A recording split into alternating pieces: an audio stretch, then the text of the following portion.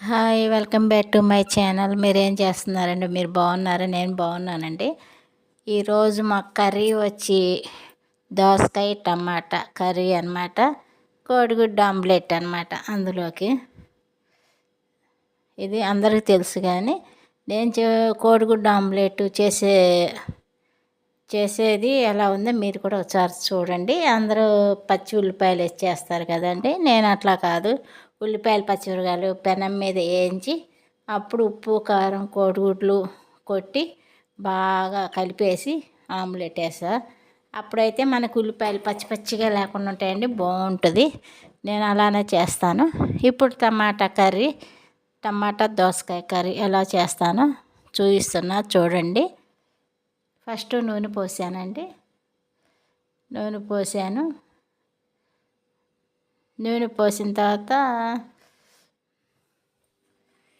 తిరమాత గింజలు వేసానండి. ఉల్లిపాయలు దోసకాయ ముక్కలు వేసానండి.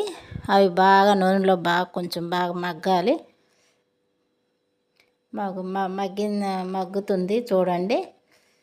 తర్వాత వాటిలోకి పసుపు ఉప్పు వేస్తానండి. అప్పుడు తొందరగా మగ్గుతుందన్నమాట ముక్కలు.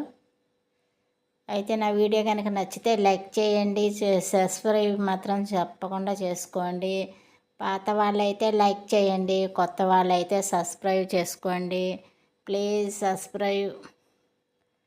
అంతలోకి మగ్గిందండి, అందుకని కారం వేసాను. కారం కూడా కొంచెం పచ్చివాసన పోయేదాకా ఉంచుకొని తర్వాత టమాటాలు కలుపుతానమాట. నేనైతే ఇట్లా చేస్తానండి. మీరు ఎలా చేస్తారో కామెంట్ బాక్స్లో పెట్టండి. టమాటాలు వేస్తున్నానండి. టమాటాలు వేసిన తర్వాత వాటికి కూడా బాగా మగ్గిన తర్వాత కొంచెం వాటర్ పోస్తానండి. ఎందుకంటే కొంచెం ముక్క అది ఉడకాలి కదా, వాటర్ పోస్తాను. వాటర్ పోసిన తర్వాత కొంచెం మగ్గుతుందన్నమాట. మీకు వాటర్ పోసేది అది చూపించలేదండి, అది మిస్ అయినట్టుంది. ఇంక మీకు కూడా తెలుసు కదా వాటర్ పోయాలని.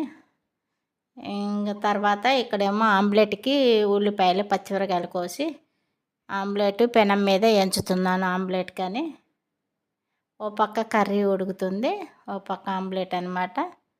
సూపర్గా ఉంటుందండి దోసకాయ పచ్చళ్ళలోకి. దోసకాయ టమాటా కూరలోకి ఆమ్లెట్ కాంబినేషన్ బాగుంటుంది, సూపర్గా ఉంటుంది. వాటిని బాగా కొంచెం ఒకరు మెత్తగా మరీ ఎక్కువ కాకుండా కొంచెం మెత్తగా అయ్యేదాకా వేపుకున్నాక ఒక గిన్నెలోకి తీసుకొని శుభ్రంగా ఉప్పు కారం వేసి బాగా మ్యాష్ చేయాలండి. దాన్ని చేసిన తర్వాత అప్పుడు గుడ్లు బాలగొట్టి బాగా వేసి మ్యాష్ చేయాలి. అప్పుడు ఆమ్లెట్ వేసుకోవాలన్నమాట. అది ఆమ్లెట్ వేసాను, చూస్తున్నారు కదా.